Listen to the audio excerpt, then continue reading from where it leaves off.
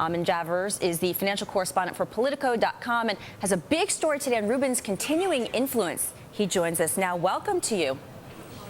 Hey, thanks for having me. So it's kind of interesting, right, that Rubin has this enormous influence within the Obama administration, yet he's so criticized for this role post-Clinton administration, especially with Citigroup. Yeah. Why is that?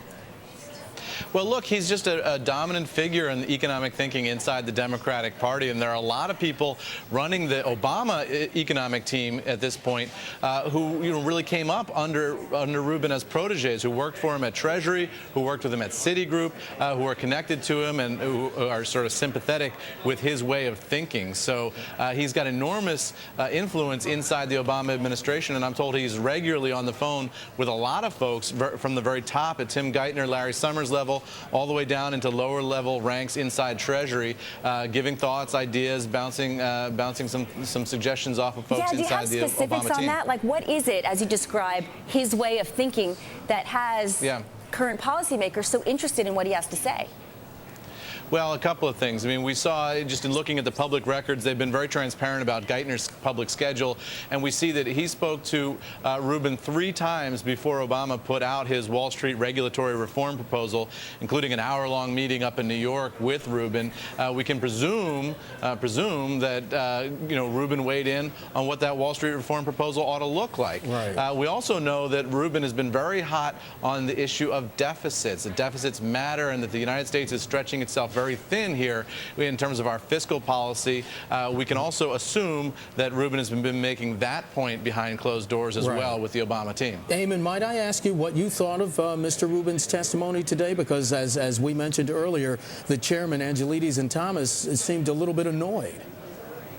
Yeah, it was interesting. I mean, Rubin basically said at the outset that, he had failed to sort of foresee the financial crisis coming, but so had almost everybody else. So he sort of spread the blame a little bit to all these other folks. And then he pointed out one thing that a lot of folks have pointed out, which is that he didn't have any operational role at Citigroup. So he sort of, again, was spreading the blame to other folks at Citi by saying, he didn't have any direct reports. He was just there to sort of schmooze clients and be an elder statesman type figure. He was contrite. Is that enough to satisfy his critics?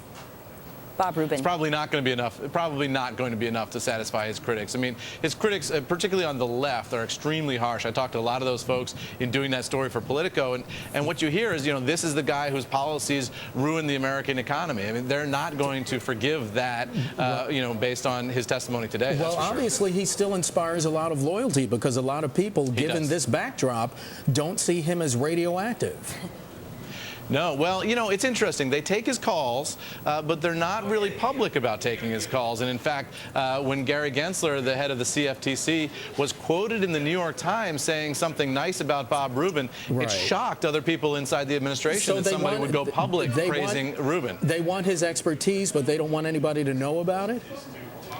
Well, they want to have a very discreet pipeline to Bob Rubin. Yeah, they don't necessarily want to be seen, in public with him, but they definitely want to hear what he has to say. And he still commands a lot of respect and a lot of loyalty from people whose careers he really made. All right, Eamon, so what's next for Bob Rubin? Will we see a return to public life for him?